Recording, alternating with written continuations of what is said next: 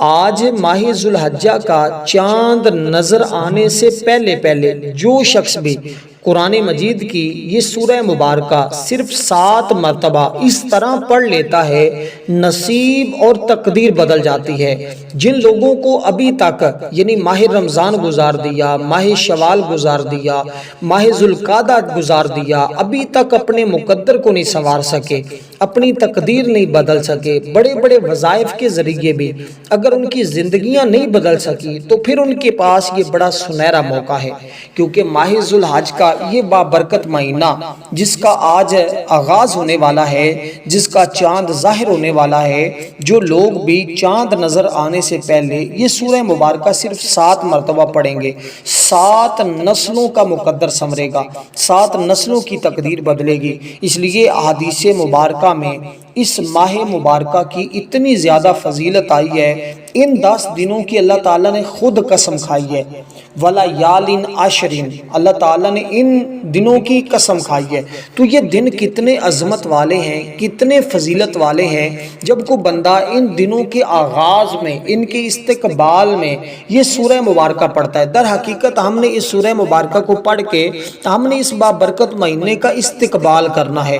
تو استقبال کرنے سے جب ہم اس کا اس طرح استقبال کریں گے، اللہ ہمیں اپنی رحمتوں سے، اس کی برکتوں سے نواز دیتا ہے، تو پھر بندے کا نصیب اور تقدیر بدل جاتے ہیں۔ اب یہ سورہ مبارکہ کی ترتیب کیا ہوگی، طریقہ کیا ہوگا، کیسے آپ نے پڑھنا ہے، اس کی مکمل تفصیل، مکمل وضاحت میں آپ کو اس ویڈیو کے اندر بتاؤں گا۔ اب ذرا آپ نے توجہ کے ساتھ میری بات کو سننا ہے، کیونکہ اس میں کچھ تسبیحات ایسی بھی ہوں گی جن کا تعلق اس مہینے اور اس عشرے کے ساتھ ہوگا، یعنی جس کا آغاز ہونے والا اس کے استقبال کے ساتھ ہوگا۔ تو یہ ساری چیزیں آپ نے بڑی توجہ اور دھیان سے سمجھنی ہے، تاکہ آج آپ اس عمل سے مکمل طور پر مستفیض ہو سکیں اور اس کی برکتیں حاصل کر سکیں۔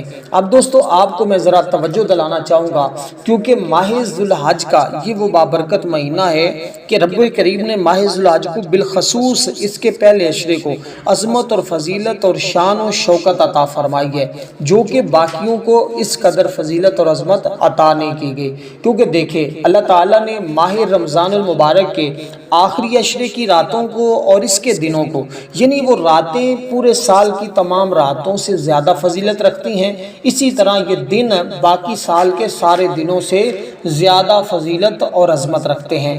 اس لیے ہمیں چاہیے ہم اس ترتیب کے ساتھ اس عمل کو کریں، اس سورہ مبارکہ کو پڑھیں جیسے اللہ والوں نے پڑھنے کا طریقہ بتایا ہے، پھر ہمیں وہ سارے فیوز و برکات، وہ ساری برکتیں نصیب ہو جاتی ہیں۔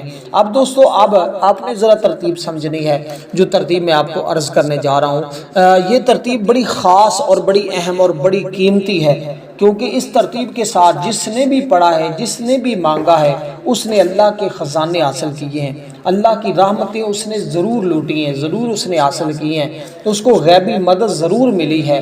اب جو لوگ غیبی مدد کا نظارہ کرنا چاہتے ہیں، غیب کے خزانے حاصل کرنا چاہتے ہیں، اللہ کی رحمت اور انوار و تجلیات حاصل کرنا چاہتے ہیں، وہ اس کو اس ترتیب کے ساتھ کہ سب سے پہلے باوضو ہو کر کسی بھی وقت، یعنی کسی بھی ٹائم، ماہ ذوالحج کا چاند نظر آنے سے پہلے اس کے پاس بڑا ٹائم ابھی موجود ہے، آپ کسی وقت بھی سورہ مبارکہ کو اپنے گھر میں، اپنے آفس میں، اپنی دکان میں، اپنے جہاں بھی ہیں آپ وہیں پہ پڑھ سکتے ہیں، اس میں کوئی حرج نہیں۔ آپ پاکستان میں رہتے ہیں تب بھی، کسی اور ملک میں رہتے ہیں تب بھی، جہاں پر ابھی تک ماہ ذوالحجہ کا چاند نظر نہیں آیا، وہاں آپ چاند نظر آنے سے پہلے اس سورہ مبارکہ کی تلاوت ضرور کر لیجئے گا۔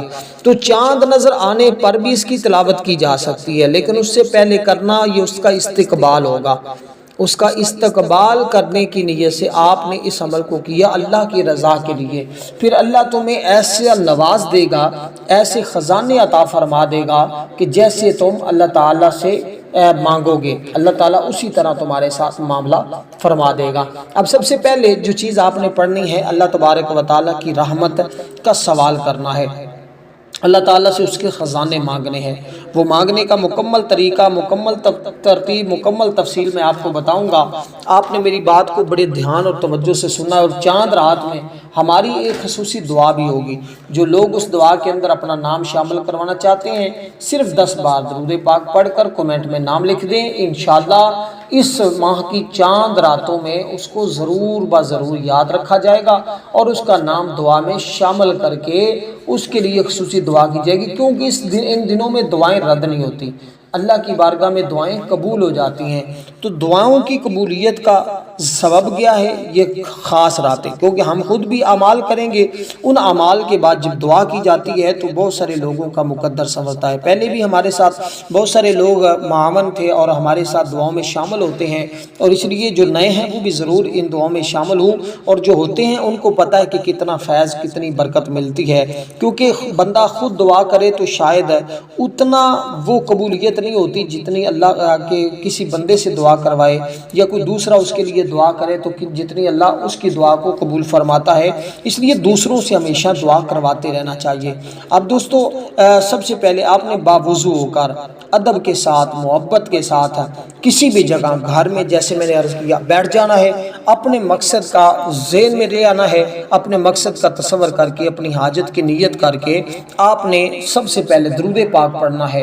درود پاک کی تعداد بھی بالکل مختصر سی ہے، صرف آپ نے کوئی بھی درود پاک پڑھ سکتے ہیں۔ درود ابراہیم چاہیں تو وہ پڑھیں، الصلاۃ والسلام علیکہ یا رسول اللہ چاہیں تو یہ پڑھیں، کوئی دوسرا درود پاک آپ کو یاد ہے تو آپ وہ درود پاک پڑھیں، کیونکہ اللہ تعالیٰ کی ذات بے انتہا عطا کرنے والی ہے، کیونکہ اللہ تعالیٰ کی ذات بڑی کریم ہے، تو سب سے پہلے اس کے کرم کا سوال کرنا ہے۔ تو درود پاک پڑھا آپ نے 3 مرتبہ، 3 مرتبہ درود پاک پڑھنے کے بعد دوستو اب آپ نے اللہ تعالیٰ کا یہ مبارک نام پڑھنا ہے، جو مبارک نام میں آپ کے سامنے ذکر کرنے لگا ہوں۔ اس مبارک نام کو اس طرح پڑھیں گے کہ یا کریمو، یا کریمو، اے کرم کرنے والے، بے انتہا عطا کرنے والے۔ اس کا معنی یہ بنتا ہے، یعنی یا کریمو اس کو کہتے ہیں کرم کرنے والے بھی کہہ لیتے ہیں، بے انتہا عطا کرنے والا بھی کہہ لیتے ہیں۔ تو اپنے عمل کا آغاز بے انتہائی سے کرنا ہے کہ اللہ تعالیٰ مجھے بہت زیادہ عطا فرمائے، اتنا عطا فرمائے کہ میں کبھی کسی کا محتاج نہ ہوں، کسی سے مجھے مانگنا نہ پڑے، کسی کے سامنے ہاتھ نہ پھیلانا پڑے۔ تو اس انداز سے تم نے اپنے رب سے مانگنا ہے، تصور رکھنا ہے، جس چیز کی آپ کو حاجت ہے، بے اولاد ہیں تو اولاد مانگے، بے روزگار ہیں تو رزق مانگے، کوئی بھی مطلب آپ کے غربت کا شکار ہیں تو غربت سے نجات مانگے، اگر بے گناہ قید کے اندر ہیں تو قید سے رہائی مانگ لیں، ویزا نہیں لگ رہا تو ویزے کے لیے دعا مانگ لیں، یعنی جو بھی دنیا کی حاجت ہے اس کی دعا مانگے، اللہ تبارک و تعالیٰ تمہاری دعا کو قبول فرمائے گا۔ اس کی بدولت جو کچھ مانگیں گے مل جائے گا، معرفت کے دروازے کھل جائیں گے، رزق کے دروازے کھل جائیں گے، تمام معاملات تمہارے خود بخود حل ہونا شروع ہو جائیں گے۔ تو یہ پہلا اسم مبارک، جس کا مطلب ہے بے انتہا عطا کرنے والے، کیونکہ اس سے جو مانگتا ہے اسے عطا کر دیتا ہے، جتنا مانگتا ہے اتنا ہی دے دیتا ہے، مانگنے سے بھی دیتا ہے، بلا مانگے بھی دیتا ہے، ہر کسی کو وہ دیتا ہے، ہر وقت دیتا ہے، کسی کو اس کے فطری حق سے محروم نہیں رکھتا، اس کی عطا کے خزانے بھرے پڑے ہیں، کبھی ختم نہیں ہوں گے، اس کے در سے کبھی کوئی خالی نہیں لوٹا، بار بار مانگنے پر بھی وہ دیتا ہے، مخلوق کی کوتاہیوں کو دیکھتے ہوئے بھی درگزر کر دیتا ہے، اس کے کرم کی کوئی حد نہیں ہے، اس لیے ہر وقت اللہ تعالیٰ سے اس کے کرم کی التجا کرتے رہنا ضروری ہے۔ جو شخص اس کو پڑھتا ہے اللہ اسے کریم النفس بھی کر دیتا ہے، نیک اخلاق، نیک مزاج بھی بنا دیتا ہے، یہ اس میں مبارک انتہائی جمالی بھی ہے۔ یہ باعزت رہنے کے لیے جو لوگ کہتے ہیں ہمیں تسخیر نہیں ملتی، ہم سے لوگ محبت نہیں کرتے، ہماری بات سننا پسند نہیں کرتے، یہ عمل کرنے کے بعد وہ معزز اور مکرم کر دیتا ہے اپنے بندے کو۔ لہٰذا ایسا شخص جو یہ محسوس کرتا ہے کہ لوگ اس کی عزت نہیں کرتے بلکہ چھوٹی چھوٹی باتوں پر اسے ہر مقام پر بے عزت کر دیتے ہیں، وہ بندہ اس کو پڑھنا شروع کرے، دوسروں کی نظر میں ہمیشہ باعزت رہے گا، جو اس کی بے عزتی کرنے کی کوشش کرے گا وہ خود ذلیل ہوگا۔ اسی طرح ہر حاجت پوری ہوگی، اگر کوئی شخص کوئی ایسی حاجت درپیش ہو جو پوری ہوتی نظر نہ آئے تو اسے چاہیے اس عمل کو کرے، کیونکہ وہ مستجاب الدعویٰ بن جائے گا۔ اللہ کے بندوں کا کہنا ہے جو شخص صبح و شام اس کو پڑھنے کا معمول بناتا ہے، لیکن یہ اس میں مبارک، لیکن یہ عمل صرف ایک بار کرنا ہے۔ یہ سورہ مبارکہ صرف اس ترتیب کے ساتھ 7 بار پڑھنی ہے، پھر آپ دیکھیں اللہ تعالیٰ کیسے تمہاری دعاؤں کو قبول فرماتا ہے۔ یہ میں نے اس اسم مبارک کی شان اور عظمت اور فضیلت بیان کی ہے۔ اس سے تنگ دستی اور افلاس کا خاتمہ ہوتا ہے۔ جتنا بھی کوئی شخص تنگ دستی کی زندگی گزار رہا ہے نا، پریشانی کی زندگی گزار رہا ہے، اس عمل کے بعد اس کی پریشانیوں کا خاتمہ ہوگا، اس کے رزق میں فراوانی آئے گی، اس کی غربت ہمیشہ کے لیے ختم ہو جائے گی، اس کے دن بدل جائیں گے، اس کی راتیں بدل جائیں گی، ایسے ایسے اس کو مقام اور ایسا ایسا اس کو عروج ملے گا کہ وہ خود حیران ہوگا کہ کیسا اللہ تعالیٰ نے میرے اوپر کرم فرما دیا ہے، کیسی اللہ تعالیٰ کی رحمتیں میرے اوپر برس رہی ہیں۔ تو یہ اسم مبارک، اس کے ساتھ آپ نے اللہ تعالیٰ کا اسم ذاتی بھی پڑھنا ہوگا۔ اللہ تعالیٰ کا ذاتی نام کیا ہے؟ اللہ تعالیٰ کے جتنے بھی نام ہیں وہ سارے کے سارے صفاتی ہیں۔ ایک نام اللہ تعالیٰ کا ایسا ہے جو اللہ کا ذاتی نام ہے، وہ اللہ کا ذاتی نام کیا ہے؟ یا اللہ، یا اللہ، یا اللہ، یا اللہ، یہ اللہ کا ذاتی نام ہے۔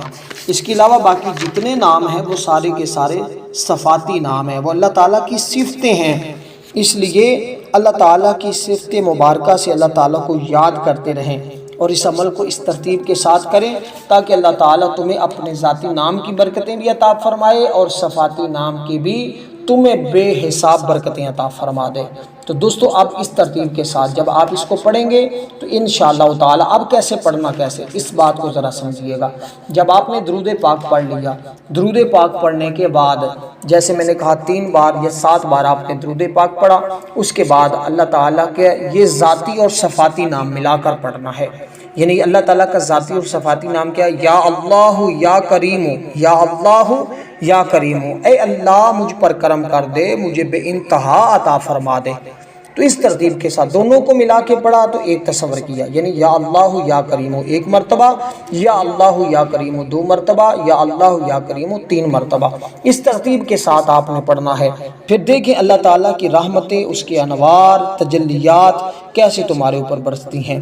اگر کوئی شخص گھر کے اندر مریض ہے، بیمار ہے، پریشان حال ہے، آپ یہ عمل پانی کے اوپر دم کر کے بھی اس کو پلائیں گے، اللہ تعالیٰ اس بندے کی حفاظت بھی فرمائے گا، اسے صحت کاملہ بھی عطا فرمائے گا۔ تو اس لیے دوستو آپ نے اس ترتیب کے ساتھ پڑھا تو انشاءاللہ تعالیٰ وہ مقام، وہ تمام چیزیں اس کے ذریعے گھر سے نوستیں ختم ہوتی ہیں، جادو جنات جتنے بھی اثرات ہوتے ہیں اللہ اپنے فضل و کرم سے وہ سارے کے سارے ختم فرما دیتا ہے۔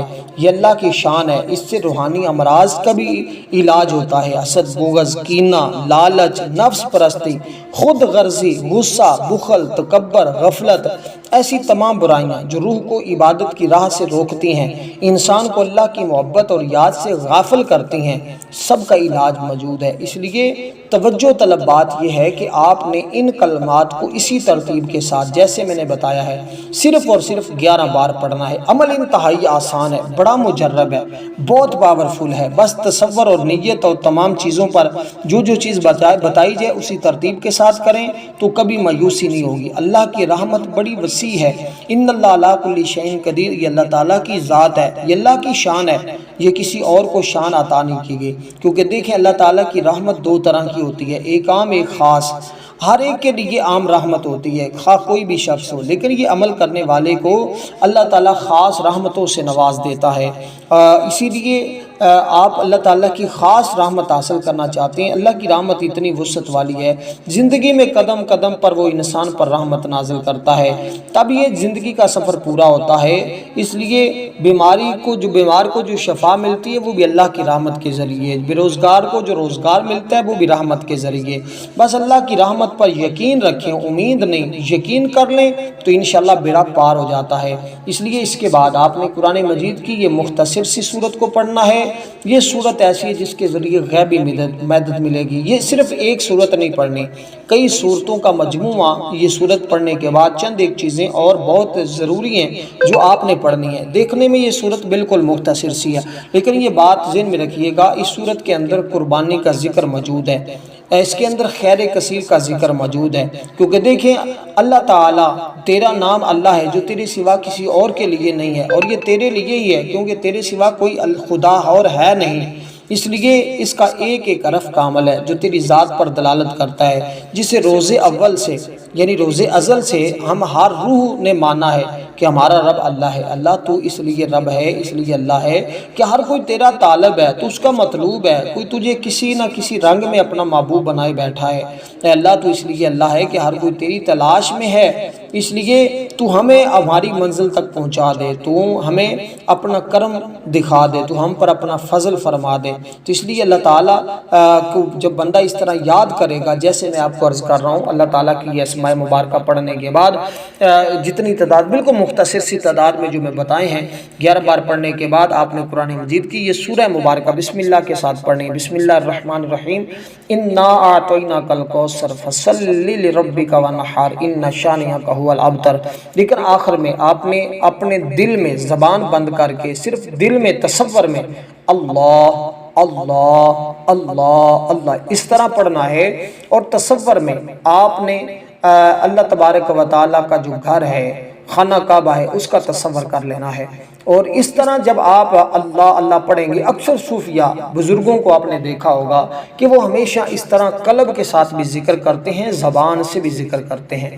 آپ اپنی زبان کو کم ہلائیں اور دل کو زیادہ ہلانے کی کوشش کریں، تاکہ ذکر مقبولیت کے درجے کو پہنچ جائے۔ جب ذکر وہاں اس مقبولیت درجے کو پہنچتا ہے تو پھر بات بن جاتی ہے۔ اللہ کی ذات وحدہ لا شریک ہے، اس کی ذات میں کوئی دوسرا شریک نہیں، وہ کائنات کی ہر شے کا خالق ہے، ہر شے کا رب ہے، ہر شے کا مالک ہے، زمین و آسمان اسی کے قبضہ قدرت میں ہیں، وہ ارض و سما کا مالک ہے، ہمارے دلوں کی چھپی ہوئی چیزوں اور رازوں کو جانتا ہے۔ اس لیے رب کریم نے ہمیں یہ مہینے عطا کیے ہیں، ہم ان مہینوں کی حرمت، عظمت اور فضیلت کو سمجھیں۔ یہ مہینہ حضرت ابو بکر رضی اللہ تعالیٰ عنہ سے مروی ہے، نبی علیہ السلام نے فرمایا زمانہ گھوم کر اسی حالت پر آ گیا جس سے اس دن تھا۔ اللہ رب العالمین نے آسمان و زمینوں کو پیدا فرمایا۔ سال کے 12 مہینے ہیں، ان میں سے 4 حرمت والے ہیں جو ایک ساتھ 3 اکٹھے آتے ہیں اور ایک بعد میں آتا ہے۔ یہ اکٹھے مہینوں میں سے ذوالقعدہ بھی عظمت اور حرمت والا مہینہ، ذوالحج بھی عظمت اور حرمت والا مہینہ ہے، محرم بھی عظمت اور فضیلت والا مہینہ ہے۔ تو یہ مہینے اتنے عظمت اور فضیلت والے ہیں، اس لیے اس کے بعد رجب کا ایک مہینہ ہوتا ہے جو بڑی برکتوں اور فضیلتوں والا مہینہ ہے۔ اس لیے اس مہینے میں کثیر تعداد میں اللہ تعالیٰ نے رحمت نازل فرمائی۔ اس مہینے کو یہ فضیلت حاصل ہے کہ دین اسلام کے 5واں اہم ترین رکن حج کی ادائیگی کا مہینہ ہے، اس لیے مہینے کا نام ذوالحج رکھا گیا، یعنی حج والا مہینہ۔ چوتھی فضیلت اس کی، اور بہت ساری فضیلتیں موجود ہیں، تو اس میں یہ ہے کہ ہم اس میں تکبیرات کی کثرت کریں گے، اللہ اکبر لا الہ الا اللہ واللہ اکبر وللہ الحمد۔ جس عمل کے اندر آپ نے یہ تسبیحات ضرور پڑھنی ہے۔ یہ سورت جو میں نے آپ کے سامنے تلاوت کی ہے، اس سورہ مبارکہ کو 7 بار پڑھنا ہے اسی ترتیب کے ساتھ۔ اس کے بعد اللہ کا شکر بھی کرنا ہے، اللہ سے مدد طلب بھی کرنی ہے۔ یہ جو تسبیح میں نے آپ کو بتائی ہے، جس کو تسبیح تشریق بھی کہا جاتا ہے، یہ تسبیح ہے اللہ اکبر لا الہ الا اللہ واللہ اکبر وللہ الحمد۔ یہ تسبیح بھی آپ نے پڑھنی ہے۔ اس کا مقام میں بتا دوں گا، اس کی ترتیب میں عرض کر دیتا ہوں۔ تو یہ تسبیح کی فضیلت اتنی ہے کہ جیسے میں نے کہا ماہ ذوالحجہ کے پہلے عشرے کی اتنی فضیلت، اس کے 9 دنوں کی، کہ اس میں روزوں کا ثواب بہت زیادہ ہے۔ ایک دن کا روزہ سال بھر کے روزوں کے برابر ہے۔ اس کی ایک رات کی عبادت لیلۃ القدر کی عبادت کے برابر ہے۔ حضرت ابو ہریرہ رضی اللہ تعالیٰ عنہ بیان کرتے ہیں اللہ پاک کہ ہاں عام دنوں کے مقابلے میں عشرہ ذوالحج کی عبادت زیادہ محبوب ہے، کیونکہ اس میں عظمت اور فضیلت بہت زیادہ ہے۔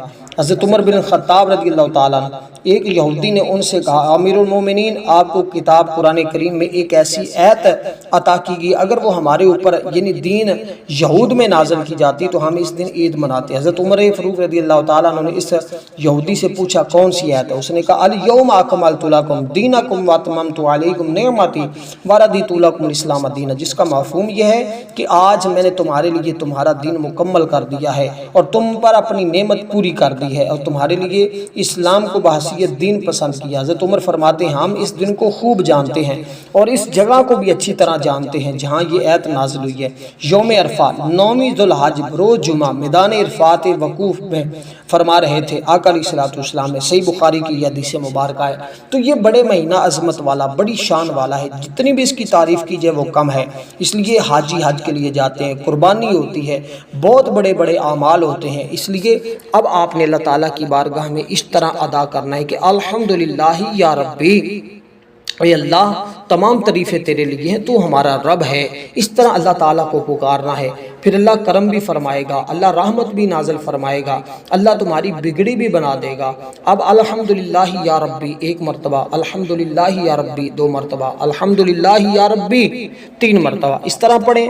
پھر آپ نے اس کے بعد کیا پڑھنا ہے جو میں نے آپ کو تسبیح تشریق بتائی، اللہ اکبر اللہ اکبر، یہ تسبیح آپ نے پڑھنی ہے۔ اب دیکھیے عمل کی ترتیب آپ کو آسان کر دوں، جیسے آپ کو میں نے عرض کیا ہے اسی ترتیب کے ساتھ جب پڑھتے جائیں گے، جب اس مقام پر پہنچیں گے جو مقام میں نے آپ کو بتایا، ایک بار ذہن میں رکھیے گا، یوں ہی چاند نظر آئے کوشش کریں اپنے بال اپنے ناخن یہ نہ کاٹیں، نہ ہی کسی مردار کوئی کھال اتاریں۔ تو اس سے کیا ہوگا، اللہ تعالیٰ آپ کو ثواب کتنا عطا فرمائے گا، قربانی کے برابر ثواب عطا فرمائے گا۔ یعنی گویا آپ نے قربانی اللہ کے راستے میں جانور ذبح کیا، اس کے برابر اللہ تمہیں ثواب عطا فرمائے گا۔ تو اس لیے جو کر سکتا ہے، یہ مستحب عمل ہے، واجب فرض نہیں ہے، نہیں بھی کرتا تو گناہ گار نہیں ہوگا، اگر کر لے گا تو اس کو قربانی جتنا ثواب عطا ملے گا۔